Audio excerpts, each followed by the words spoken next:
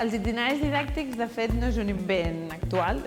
Ve a principis del segle XX, ja es parlava de la necessitat de sortir de l'aula per aprendre i fer que aquest aprenentatge fos més significatiu. L'important sempre és que estigui molt vinculat el que fas a dins amb el que fas a fora.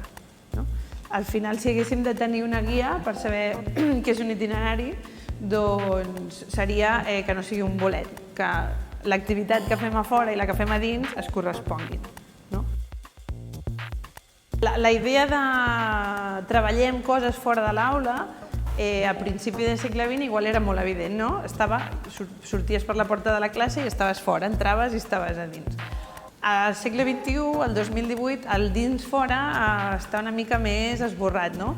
Perquè hi ha eines per estar dins de la classe i poder veure què passa fora o poder inclús estar en contacte amb gent que està molt més lluny i que sortint per la porta no la veuries. Aleshores, la manera d'apropar-te a nous contextos i a noves realitats, que és una mica la idea de l'itinerari, al segle XXI es pot fer de diferents maneres.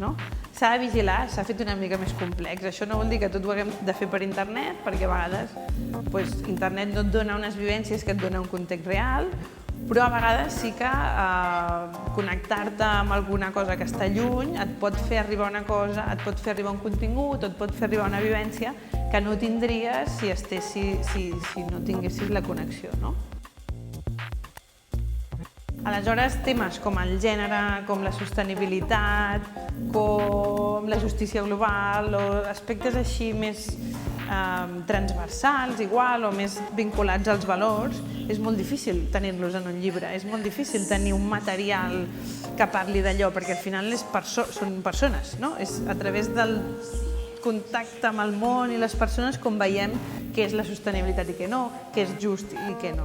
Aleshores, poder fer aquest apropament a contextos on s'evidenciï o que hi ha o que no hi ha un cas de justícia, per exemple, facilita molt poder treballar això a l'aula. El concepte de estem perdent el temps, de tota la feina que tinc, li haig de sumar ara que faig no sé què. No, t'estic fent una part de la feina. És una mica la idea aquesta de dir, jo diria que tant el món del professorat com tota la gent que està fora de les escoles però intenta treballar perquè les escoles tinguin continguts. L'important és saber que la gent que està fora s'adaptarà al que necessitin els professors, perquè és una cosa que se sent molt de dir, si els professors necessiten una altra cosa, doncs ho farem diferent, i els professors tenir la tranquil·litat de poder confiar en el que hi ha fora estarà treballat prou i suficientment bé com perquè els sigui útil a ells. És confiança mútua una mica.